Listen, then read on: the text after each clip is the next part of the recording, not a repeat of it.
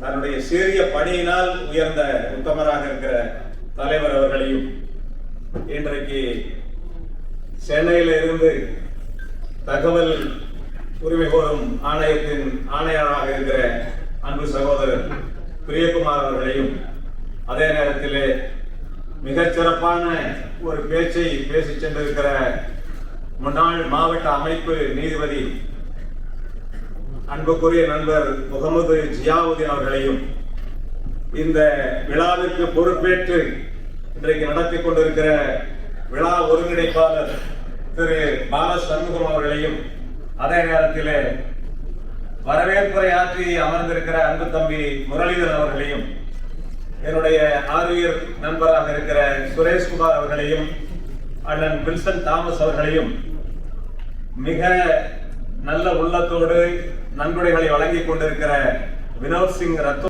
நீங்க அத்தனை பேரும் வெற்றியாளர்கள். இந்த வெற்றியாளர்கள் பொறுப்பேற்றுக் கொண்டு இந்த அரசாங்கத்தை கேள்வி கேட்கின்ற நேரம், அதற்கான நேரம், அதை பற்றி சட்ட கருத்துக்களை உருவாக்க வேண்டிய நேரம் இந்த நேரம். அதற்காக இந்த கூட்டமைப்பு செயல்பட வேண்டும் என்று உங்கள் வாயிலாக கேட்டுக்கொள்கிறேன். தமிழ்நாடு வீட்டு வசதித்துறைக்கு வாழ்த்துறை, அதை வாழ்த்துறதுக்காக நம்ம தலைவர் வந்திருக்காரு. அதே கோரிக்கை மாநாடு, நம்மள்ட்ட இருக்க பிரச்சனை, மாஸ்டர் பிளான்ல என்னென்ன பிரச்சனை இருக்கு, இப்போ என்ன நடந்துட்டு இருக்கு அப்படிங்கிற ஒரு கோரிக்கை மாநாடு வந்து அந்த கோரிக்கை செய்திகள் அண்ணா வந்து ரொம்ப விரிவாக பேசினாரு. அண்ணனுக்கு நன்றியை சொல்லிட்டு அவருக்கு வந்து பொன்னாடியை போட்டு மாதிரி பாலாவை கேட்டுக்கிறேன்.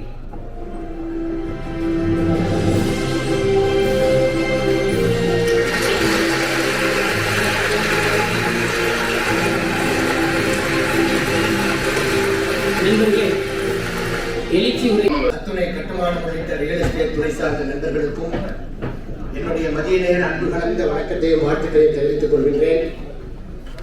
மதியம் ரொம்ப நேரம் கடந்துருச்சு. அதனால் இந்த கூட்டத்தில் தலைமையேற்றிருக்கிறேன், முன்னிலை வைத்திருக்கிறேன், வரவேற்புரை ஆற்றி அமைந்திருக்கிறேன், சிறப்பு அழைப்பாளர்களாக வருகை வந்திருக்கிறேன். அதே போன்று கோவை மண்டலத்திற்கு உட்பட்ட பல்வேறு மாவட்டத்தினுடைய பொறுப்பாளர்களாக பொறுப்பேற்று இங்கே வருகை தந்திருக்கிறேன்.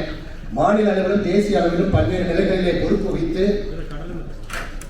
இந்த கூட்டத்திலே கலந்து கொண்டு சிறப்பிப்பதற்காக வருகை தந்திருக்கிற உங்கள் அத்தனை பேருக்கும் என்னுடைய அன்பு கலந்த வணக்கத்தையும் வாழ்த்துக்களையும் தெரிவித்துக் கொள்கின்றேன்.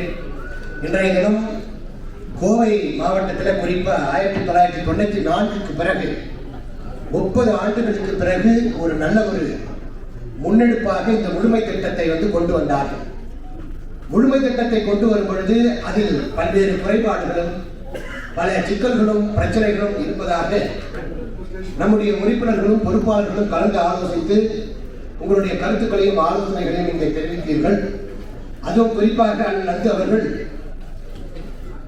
ஒரு சில அபிவிருத்தியாளர்கள் அந்த பகுதிகளிலே இடங்களை வைத்துக் கொண்டிருந்த பொழுது அவர்களுடைய இடங்களை மாத்திரம் குறிப்பாக அக்ரிகல்ச்சர் ஜோன் என்கிற அடிப்படையிலே அவர்கள் வடிவமைத்திருப்பதாகவும் அவர்களுடைய குரலாகவும் அவர்கள் இங்கே கொதித்தெழுந்தார்கள்.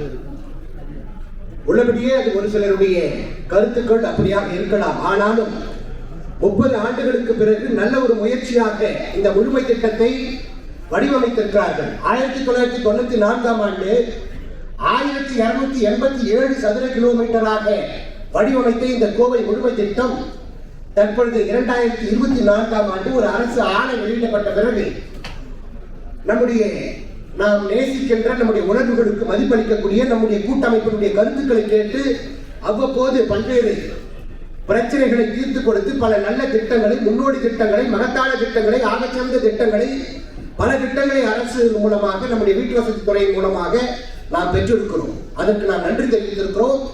ஏனென்று சொன்னால் நாம் நன்றி உள்ள ஒரு தொழில் முனைவோர்களாக இருந்திருக்கிறோம். ஆகவே முதல்ல அப்படி பல அப்படின்னு நினைச்சீங்கன்னாக்க அதுல வந்து கொடுக்கும் போது அதை ஒழுங்குபடி கொடுக்கறதுக்கான நடவடிக்கை நம்ம எடுக்கலாம். அப்போ வந்து இப்போ ரோட்ஸ் பத்தி எல்லாம் சொன்னீங்க. அந்த ரோடுகள்லாம் வந்து எடுக்கும் போது அதுக்கு முன்னாடி காம்பன்சேஷன் கண்டிப்பா